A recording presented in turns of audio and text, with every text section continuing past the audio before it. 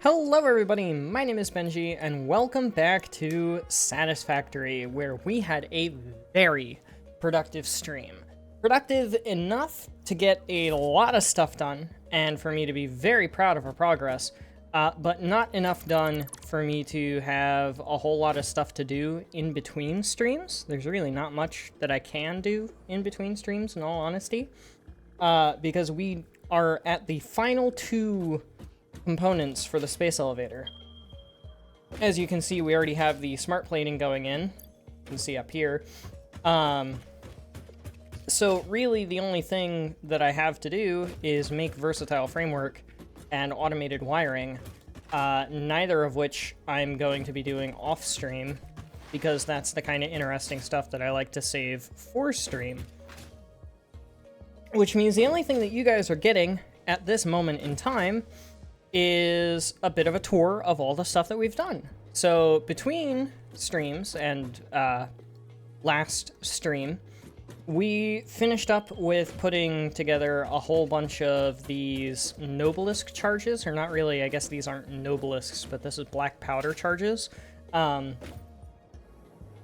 the black powder charges are done, which is phenomenal. We've got tons of sulfur, tons of coal going into the black powder, which will be a lot more handy and automated once we get into the smokeless powder stage of things, which I think I talked about last stream recap. So smokeless powder is black powder and heavy oil residue. So that's a bit of a byproduct heavy oil residue thing that we will end up using in the near future.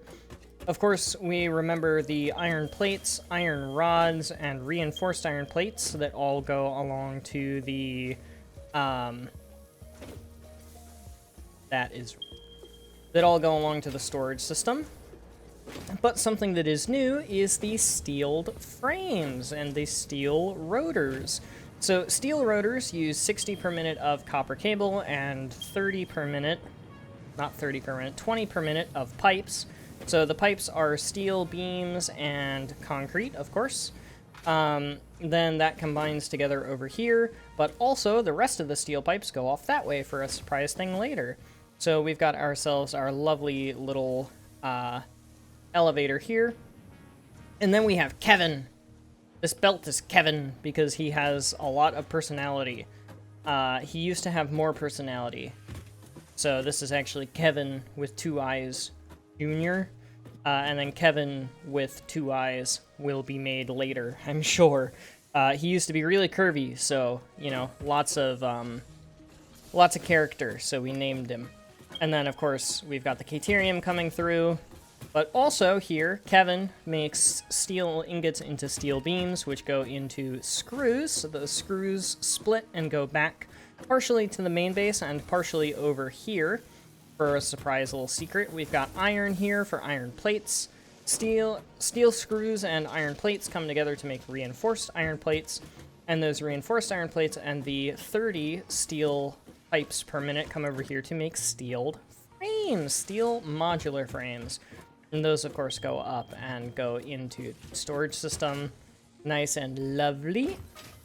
And I don't think that I'll have to move these at any point in time. I think this is probably going to end up being the cap here on everything, which actually works out pretty great because, like, this is the midpoint between these and these. So this is actually phenomenal to have as a final little, you know, gateway here. So gateway, and the gates are so finicky sometimes. Gateway and gateway because they're flipped the other side as well. And then over here we'll just go on ahead and mirror the gateways like this, that, this. Perfect. So now we can go straight from the blueprints into the storage room, and then straight from the storage room into the first floor of the factory. That is beautiful. Okay, so after the steel plates, or the steel frames, we have the basic copper production. So most of the rest of the copper here is 120. splits into 60, 60 splits into 30, 30 splits into 15, makes wire, and then the wire goes to the base, or to the storage system. The other wire here goes to make cables, which goes to the storage system. And then last but not least, the 60 copper makes 30 pipes, or copper sheets, I guess, rather, but their only use to me is for pipes, so I don't really care. So that all goes off in that direction to the main storage facility over there. You can see the spaghetti growing, but that is okay. It gets worse. Then we have our basic caterium. So some of the caterium comes here and then goes up for the caterium quick wire. And then, of course, caterium and copper sheets come together here to make AI limiters, because AI limiters are super important for smart splitters and stuff. Then we have our basic steel components. So we've got steel ingots and copper, of course. Not copper, concrete. Just getting every word wrong today. That's totally fine. Steel ingots and concrete come together to make us some pipes. And all of these pipes come together to make the reinforced pipe alternate for the encased industrial beam. Encased industrial pipe alternate recipe for the encased industrial beam. And that's where the rest of that concrete comes from. And this actually makes, I want to say it's 12, because it's 3 1/3 times 3, so 3 over 4, or not 3 over 4. 13 over 3. Yeah, 13 over 3 times... Is it? 10. I'm stupid.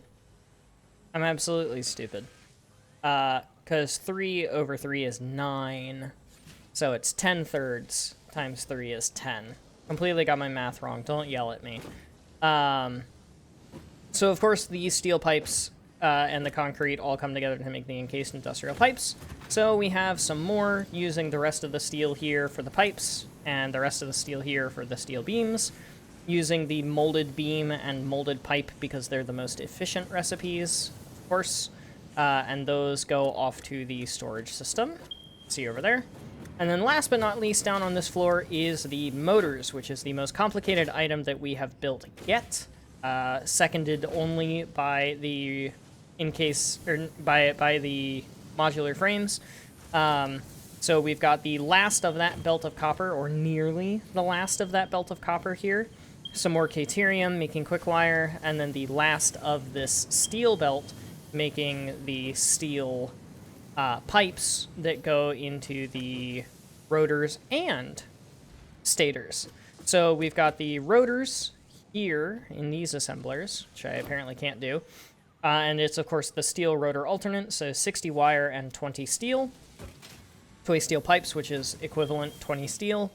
And then the quick wire stator instead of copper stator. Cheaper on the steel, little expensive on the quick wire, but doesn't use any copper. And, of course, again, 20 steel pipes. And I think it's 72 or something like that, quick wire, 74 quick wire. So the quick wire over here is doing quick wire things with the caterium. And then those, of course, are made at 10 per minute, which means we get to have one of these at 5 per minute, making us motors. I could increase that to 10 per minute by putting in the Sommersloops, but I don't think that I want to waste 2 Sommersloops on that alone. That brings us to the end of the bus over here, where we've got, I think it's only 30 copper going up to the next floor. Plus another pure belt of 100 or 240. He thinks. Yeah, I think that's correct, if I remember correctly. And then we've got ourselves a iron belt that has never been taken off of at all. Actually, genuinely don't think that this iron belt has ever been. Okay, it has a little bit. It's been taken off of right here for just the tiniest amount of iron. And then the concrete, which I don't actually know how much concrete has been taken off at this point. I really need to run that number That way I know how much I'm working with upstairs. And then we have 2 pure belts of steel going up as well. So I need to run those numbers. That's kind of the first thing. And those all go up to the next floor in that glorious belt weaving. We've got our hypertubes that are going to be able to take us from floor to floor and also from different places to different places. And then the last thing that we did on stream was all of this. So the copper that is on the top is the fresh belt. Or the copper that's on the bottom is the fresh belt. The copper that's on the top is the not so fresh belt. Therefore, this belt of copper comes in to, again, make us steel rotors, because we're making smart plating. Smart plating is rotors, and in case... Just not getting any of the words right. Reinforced iron plates, rotors and reinforced iron plates. And then, of course, we have iron for the reinforced iron plates, because I didn't feel like messing with steel at all, and wasting / using more concrete than was required. So I think it is, if it's the inverse of what's on the bottom, this iron belt is the one that's slightly degraded, but not degraded enough that I'm going to consider it. I think it's only degraded by like 60, so it's technically a belt of 180, not a belt of 240, but that's not a big deal. This belt, however, is a belt of 120, because 120, 60, 30, 30, and then 60, 30, 30, 10, 10, 10. Perfect. Makes all the screws, all the plates. I think it's 60 plates and 120 screws. Those come over here and make our reinforced iron plates at a rate of 10 per minute. And then, of course, the steel rotors, also 10 per minute.